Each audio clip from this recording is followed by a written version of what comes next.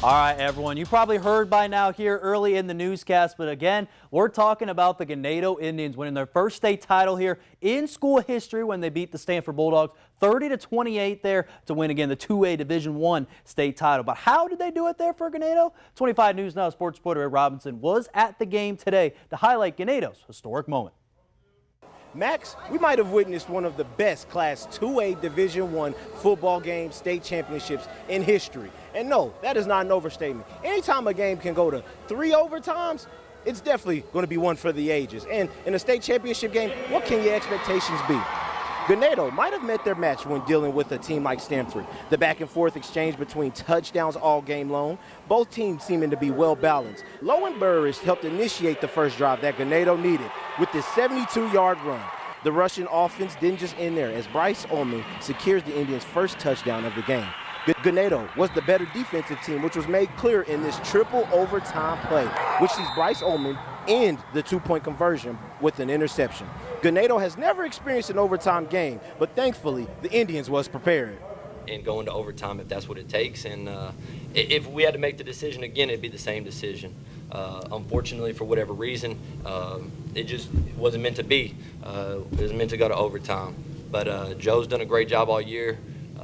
He did a great job going out and making that extra point in overtime, which if he wouldn't have made that, obviously the result would have been different. The Indians went on to win the game, securing their first ever state championship game. Final score, 28-30. Now make sure you tune in tomorrow as we hear from the players who were a crucial part in the state championship game. Ray Robinson, KAVU TV 25 News Now, Sports.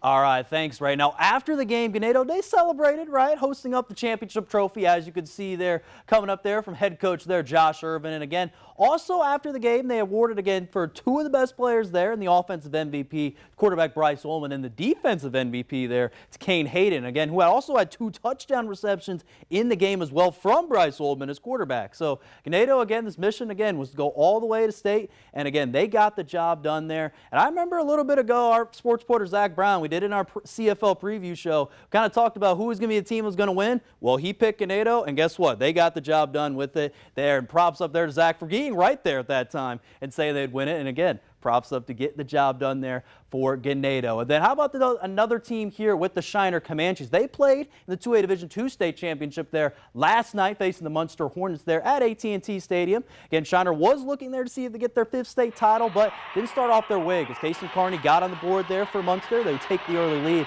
But Schutte made a lot of plays in this game, especially one right here to Jarvis Williams. A nice pass out there for the touchdown. This game went back and forth, but at the end of the day, the final score would be here in this one again for Muenster. They would win 36-29 there at the end of the game there. Don't got the score update, but again, there you go, popped it up. 36-29 there for Muenster, winning that game over Shiner there, and a tough one there for the Comanches. What a great season. Again, getting all the way there to the state championship. And a couple other things real quick. That game with Ganado there as well, again, was the tied for the longest game played there in Texas playoff history there. Again, 3 overtimes the game went there for Ganado game. How about that? Just crazy to think about. And also some college football news here. Just got this information. Again, Carson Beck will not play in that game again when they get to the semifinal round there of the college football playoffs. So if you're an Indiana or Notre Dame fan, again, that whoever wins that game will play Georgia. Again, you should be feeling a little bit happy because that's big news there, losing their starting quarterback. But